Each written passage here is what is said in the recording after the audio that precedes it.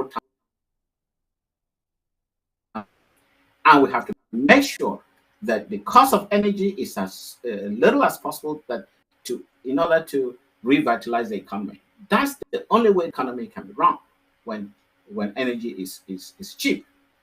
But with the state of affairs, with an increase of 60% in subsidies, I don't see them carrying out any major capital investment. So these are the facts. And when you know the facts, at least stay comfortable that there are reasons behind it. But the silver lining in what I saw in Bamenda is the resilience of the people.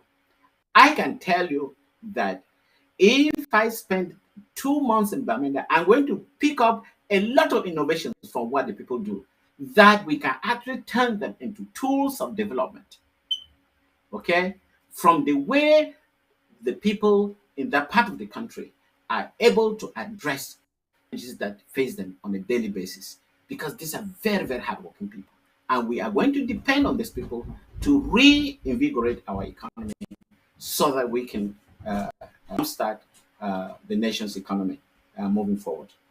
Thank you. Over to you.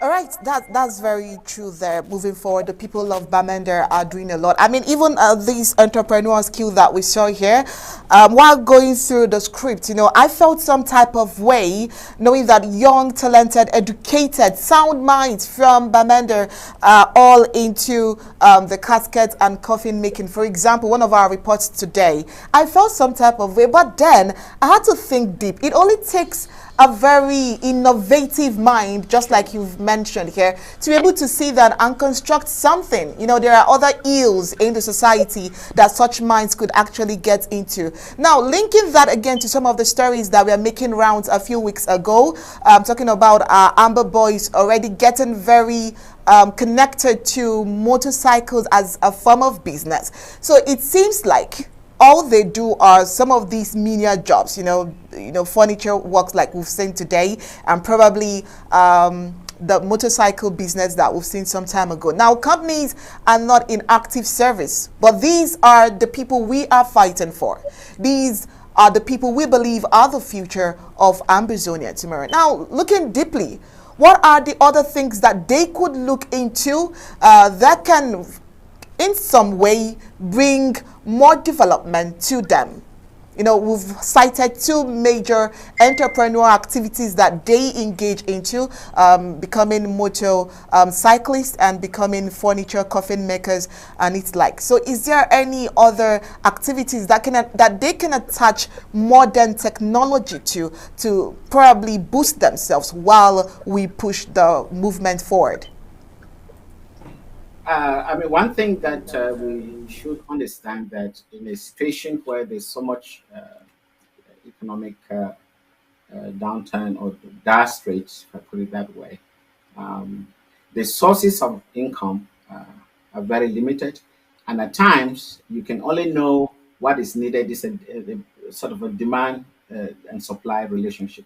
So it all depends on what the demand of whatever service or product is for people to get into, and it is not difficult to understand what it is. I mean, you have to go into food production. People have to eat. You have to go into transportation. People have to move.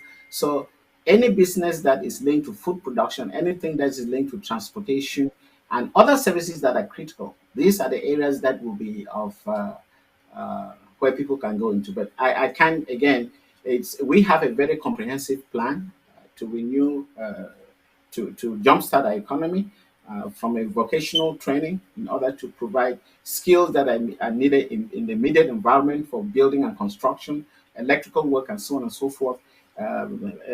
Making them understand basic codes of practice for safety, renovation of buildings that we can identify and determine that they will be safe to live in.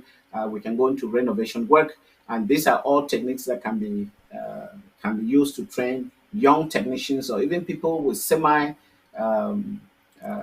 skills and so on. So there are a whole broad range of activities that we can put into place, especially from someone like me. I mean, I've been a civil engineer for over 30 years, and I've worked in all areas of